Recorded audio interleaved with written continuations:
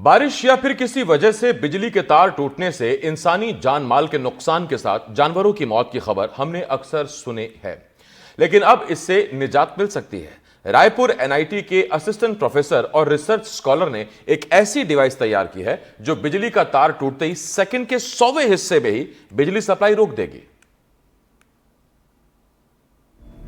महीने भर पहले भोपाल के अशोका गार्डन इलाके में डॉक्टर उपेंद्र ने अपनी बाइक से बिजली की टूटी तार हटाने की कोशिश की।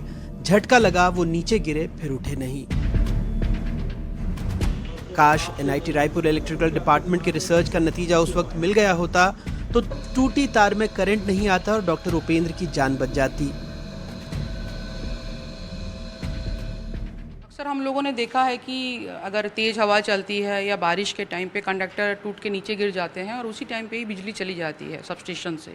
ऐसा होना भी चाहिए और अच्छी बात भी है, लेकिन ऐसा भी कभी कभार होता है कि कंडक्टर टूटती है और नीचे गिरती है और बिजली की सप्लाई जो है वो नहीं जाती है। तो वो उस कंडीशन पे जो चार्जिंग कंडक्टर है या आप बोल सकते हैं बिजली की तार जो एक्टिव है वो नीचे गिरती है, वो लोगों के लिए ठीक नहीं है और उसके पास लोगों को नहीं जाना चाहिए, बट लोग उसको जान नहीं पाते हैं। तो हम लोगों ने ये जो डिवाइस बनाया है, ये जो प्रोटोटाइप बनाया है, उसी को नज़र में रख के बनाया है। और ये जो आइडिया है मेरा 2020 में आया था, कोरोना के टाइम में, जब हम लोग लॉकडाउन में घर में फंसे हुए थे। फिलहाल ही में मैं और मेरे स्टूडेंट मिलके इसको एज ए प्रोटोटाइप बनाए हैं ताकि फ्यूचर में हम इसको एक जो अवेलेबल मॉडल है मार्केट में, कम खर्चे में कैसे हम उसको इम्प्लीमेंट कर सकते हैं।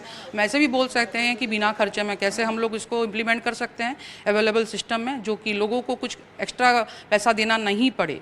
तो मार्केट में जो स्मार्ट मीटर्स आते हैं, जो अवेलेबल स्मार्ट मीटर होते हैं जो कि इलेक्ट्रिसिटी कंपनी प्रोवाइड करती है as a protective device metering unit, तो उसी में ही हम लोग इस एल्गोरिदम को इम्प्लीमेंट कर सकते हैं। रिसर्च स्कॉलर का कहना है कि इस डिवाइस को ट्रांसफर के लिए पहले इंस्टॉल करना होगा, उसके बाद आगे के तार टूटने पर यह डिवाइस बिजली की सप्लाई को रोक देगी। लोगों की जान बचा सके या कोई भी और जानवर है कुछ है जो बिजली की चपेट में ना आए और हम उनकी जान को अच्छे से सुरक्षित रख सकें। हमने सोचा कि इसका एक प्रोटोटाइप बनाया जाए ताकि हम इसको हाल फिलहाल जो आने वाले स्मार्ट मीटर्स है या रिलेइंग सिस्टम है उसमें अच्छे से इम्प्लीमेंट कर सकें।